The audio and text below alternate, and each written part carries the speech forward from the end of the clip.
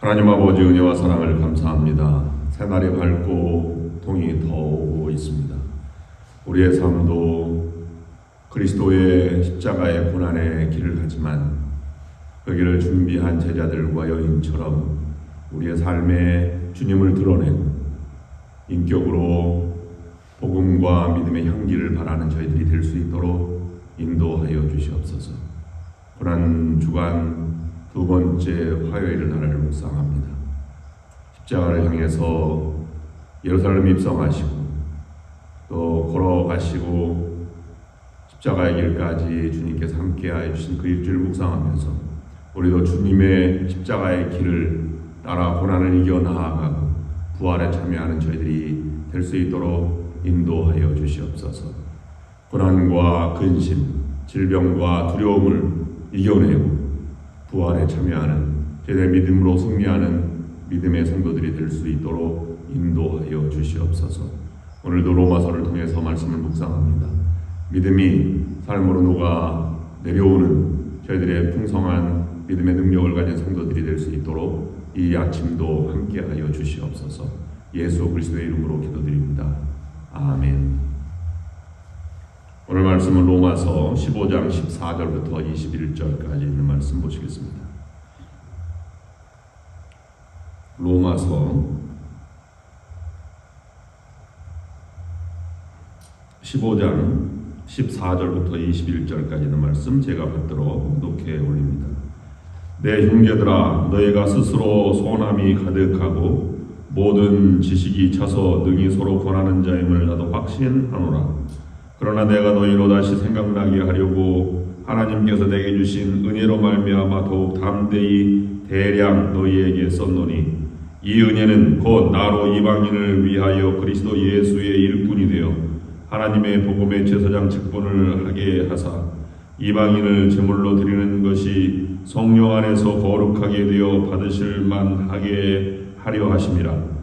그러므로 내가 그리스도 예수 안에서 하나님의 일에 대하여 자랑하는 것이 있거니와 그리스도께서 이방인들을 순종하게 하기 위하여 나를 통하여 역사하신 것 외에는 내가 감히 말하지 아니하노라. 그 일은 말과 행위로 표적과 기사의 능력으로 성령의 능력으로 이루어졌으며 그리하여 내가 예루살렘으로부터 두루 행하여 일루리곤까지 그리스도의 복음을 편만하게 전하였노라. 또 내가 그리스도의 이름을 부르는 곳에는 복음을 전하지 않기를 힘썼노니 이는 남의 터 위에 건축하지 아니하려 함이라. 기록된 바 주의 소식을 받지 못한 자들이 볼 것이요 듣지 못한 자들이 깨달으리라 함과 같으니라. 아멘. 오늘은 하나님의 복음의 제사장 직분을 감당한 사도 바울이 믿음으로 우리 권면하고 또는 더 나아가서 능력을 행하는 성도들과 또 능력을 행하는 복음의 제사장으로서의 이방인들에게 복음을 증거하는 이 자세를 우리에게 말씀해주고 있습니다. 아무리 고상한 성품을 가지고 있다고 해도 그것이 영향력을 갖지 않으면 능력이나 아니면 변화로 이어지지 못합니다. 우리는 신앙을 산속에서 수양하는 것이 아니라 많은 사람들이 살아가는 삶의 현실 가운데에서 살아가고 있습니다. 사람들과의 만남과 이 버거운 일 가운데에서도 그리스도의 성품과 품격이 나와야 합니다. 그래야 복음이 전달되는 것입니다. 나만 오르면 되었지라는 생각도 어떻게 보면 복음을 막는 교만일 수도 있을 것입니다. 진정한 칭찬 또는 은혜는 영향력은 자신에게서 나오는 것이 아니라 이웃과 상대방에게 나올 수 있어야 합니다. 그래야 우리는 은혜가 전달되고 영향력이 전파될 수 있는 것입니다. 우리는 그러므로 더불어 살아가는 존재 안에 하나님의 성품이 드러날 수 있어야 합니다. 더불어 살아가되 오늘 사도 바울은 복음을 나타내게 하라 라고 말씀하고 있습니다. 그러므로 자신을 일궈내고 자신의 꿈을 키우고 자신이 일어서서 살아가는 것을 넘어서 하나님의 사명이 무엇인지, 하나님의 부름이 무엇인지, 복음의 은혜가 무엇인지를 깨닫고 사명을 전달하고 키우는 공동체로 우리가 살아갈 수 있어야 합니다. 하나님이 원하시는 세상을 위해 하나님의 나라를 건설하며 꿈꾸며 살아가야 한다는 것입니다. 그러므로 바울은 17절 말씀에서 그리스도 안에서 하나님을 섬기는 일을 자랑스럽게 생각한다 라고 말하였습니다. 17절 말씀을 제가 읽어드리면 이렇습니다. 그러므로 내가 그리스도 예수 안에서 하나님의 일에 대하여 자랑하는 것이 있거니와, 하나님의 일한다는 것이 자랑스럽다, 자랑할 것이 있다 라고 약간 우리에게 부정적인 의미로 다가올 수 있지만, 사도 바울의 말씀의 의미는 내가 하나님을 섬기는 일을 진정으로 자랑스럽게 생각한다, 그것을 말하고 싶다라는 의미입니다. 하나님께서 받으실 제물이 되게 이방인들에게 복음을 전했다라고 하는 것입니다. 그러면 오늘 복음이 사람과의 관계, 세상 속에서 내려와서 은혜를 전파하고 영향을 끼치고 칭찬을 듣고 그리스도에게로 사람들을 인도하기 위해서, 복음의 영향력을 갖기 위해서 우리는 몇 가지 우리의 믿음의 삶의 태도를 묵상할 수 있어야 합니다. 첫 번째는 오랜 시간을 두고 복음을 전하는 자가 복음의 영향력을 갖게 된다는 것입니다. 18절 19절 말씀에는 이런 표현이 있습니다. 이방인들을 순종하게 하기 위하여 나를 통하여 역사하신 것 외에는 내가 감히 말하지 아니하노라. 그 일은 말과 행위로, 표적과 기사와 기사의 능력으로, 성령의 능력으로 이루어졌으며 라고 기록하고 있습니다. 말은 복음을 사도 바울은 전하고 지금까지 살아왔는데, 그래서 이방인들이 순종하게 만들었는데, 그래서 내가 전한 복음뿐만 아니라 내 말과 행동, 그 다음에 표적과 기사와 성령의 능력으로 이루어졌다라고 표현하고 있는 것입니다. 인격으로 전해온 복음의 사실을 말하고 있습니다. 우리가 그 사람은 참 인격자이다 라고 말할 때에는 여러 가지 표현, 삶의 전체를 통해서 인격자라고 표현하고 그를 바라봅니다.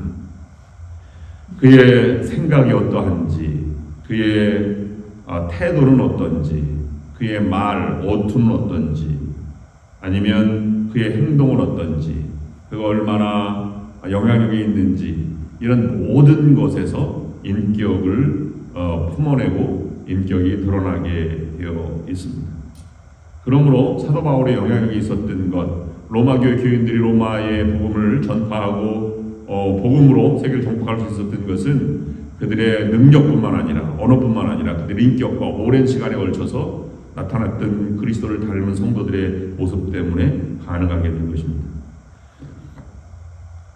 요즘에 음식도 숙성된 음식, 슬로우 푸드라고 해서 그것이 맛이 있다고 합니다. 그래서 다른 사람은 이해 못하지만 그 맛을 아는 사람은 삭힌 홍어가 맛있다고 합니다. 오래된 시간장일수록 더 맛이 진하다고도 합니다. 즉석에서 맺은 열매는 오래가지 못하는 법입니다. 복음도 오랜 시간을 두고 숙성된 복음이 진정한 복음입니다. 그것은 품격이 묻어나온 복음이기 때문에 영향력이 있습니다.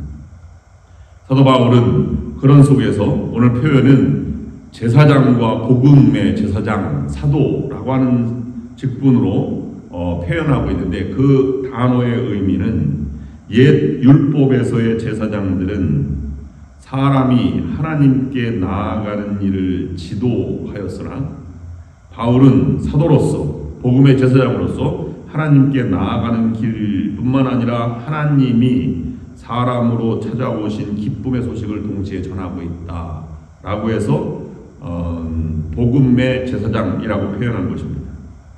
옛 제사장들은 의를 찾아가는 일을 도와주었지만 사도는 하나님의 의가 그리스도 안에서 믿는 이들에게 주어져 왔다라고 하는 것을 강조하였습니다.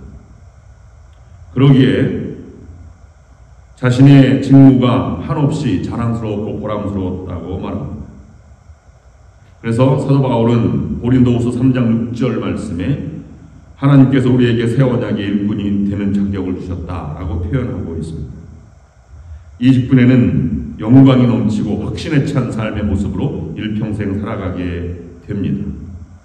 그러면 의의 직분으로 믿음은 하나님께서 우리에게 다가오신 것뿐만 아니라 다가가서 사람들을 치료하고 부축해서 복음으로 나아갈 수 있도록 인도해주는 삶의 전체를 통해서 그것을 증명하게 되는 것입니다. 그러므로 우리도 일생을 통해서 복음을 증거하는 복음의 전달자로 살아가는 여러분이 될 수 있기를 원합니다. 두 번째로, 복음을 전달한다고 하는 것은 그리스도의 사역에 참여하는 것을 의미합니다. 그것은 사람을 세우는 자가 되는 것입니다. 아무리 연약하고 부족한 사람일지라도 천국에서 큰 자처럼 대하는 그런 삶의 모습입니다. 사람을 세운다고 하는 것은 다른 말로는 나는 낮아진다는 표현입니다. 나는 뒤에 있고 그를 앞세운다, 그를 지도자로 세운다 하는 것입니다. 그러므로 나는 사라지는 대신에 그가 살아날 수 있도록 사역을 펼치는 것을 말하는 것입니다. 하나님의 은사는 하나님이 나를 살리신 것과 같이 살리는 일을 동시에 하는 것입니다. 즉, 이렇게 부족한 사람도 예수님이 나를 의인으로 대하고 제자로 하나님의 자녀로 세워주셨는데, 내가 다른 사람도 자격 때문이 아니라 그가 하나님의 사랑하시는 인격체 또는 하나님이 사랑하는 하나님의 자녀이기 때문에 우리도 그를 세워주고 그를 품고 나가야 한다는 것입니다. 사람을 세우는 자가 품격 있는 성도의 모습입니다. 사도 바울은 그렇게 세움을 받았기 때문에 바나바와 그리스도를 통해서 새로운 사람이 되어서 일평생 다른 사람을 세우는 사람이 되었고 이방인들을 세우는 사람이 되었습니다. 그런 삶을 보면, 짧게 보면 내가 어떻게 그 사람에게 배울 수 있는가 라고 해서 어려움이 있을 수 있지만, 그러나 길게 보면 그 더 큰 열매를 하나님께 주시는 것을 기대하면서 길게 하나님의 역사를 바라보는 자가 바로 품격 있는 그리스도인이 되는 것입니다. 그래서 이 업무는 신령한 은사를 통해서 사람을 견고하게 하고 또 정죄하는 직분이 아니라, 죽음에 이르게 하는 직분이 아니라 살리고 세우는 일을 시작하는 것입니다. 그러면 우리의 삶을 통해서 우리는 이런 사역에 많이 참여하고 있는가 생각해보면 부끄럽기 한이 없습니다. 오늘날에도 우리가 어떤 자존심이나 아니면 지위를 아니면 내 인격 자체를 무시하는 사람들에게 우리는 얼굴이 붉어지고 또는 자신을 드러내고 내가 이런 존재라고 하는 것을 나타내려고 합니다. 한국에서는 감리교회 감독이 2년제입니다. 그래서 모든 연예를 다 합쳐서 감독이 지금까지 나온 감독들을 보면 한 100명이 넘습니다. 그래서 감독회의에서는 우리가 감독으로 부르지 말고 미국의 연합감리교회 감독은 평생직이고 감독으로 칭하는 사람이 은퇴 감독과 현직 감독, 그 다음에 연회에서는 2분 정도밖에 없는데 우리는 감독이 20명 또는 전체 감리교회에서 200명 이렇게 되니까 100여 명이 넘으니까 감독의 호칭을 직분이 끝나면 그만둡시다 이렇게 결정을 했어요. 근데 모든 사람이 그렇게 부르지 않습니다. 감독이었으면 감독님 이렇게 평생 부릅니다. 감독이라고 안 불렀다고 해서 공식 석상에서 화를 내는 감독도 있다는 이야기를 들었습니다. 이것은 권위주의가 교회가 세상을 지배하려고 하는 곳에서 우리는 더 이상 군림하는 교회에서 영향력이 사라지고 있다고 하는 것을 직시해 볼 수 있습니다. 우리는 내가 서는 것이 아니라 다른 사람을 세우는 직분, 그리스도의 살리는 사역에 참여하는 자임을 잊지 말아야 할 것입니다. 세 번째 마지막으로 우리는 그러면 우리가 복음의 전달자로 살아가는 영향력을 끼치는 사람으로서 우리는 적어도 다른 사람을 살리려면 그냥 살아라 라고 하는 것이 아니라 몸소 아이를 낳는 여인처럼 해산의 고통에 있을 때 생명력이 살아난다는 것을 기억해야 합니다.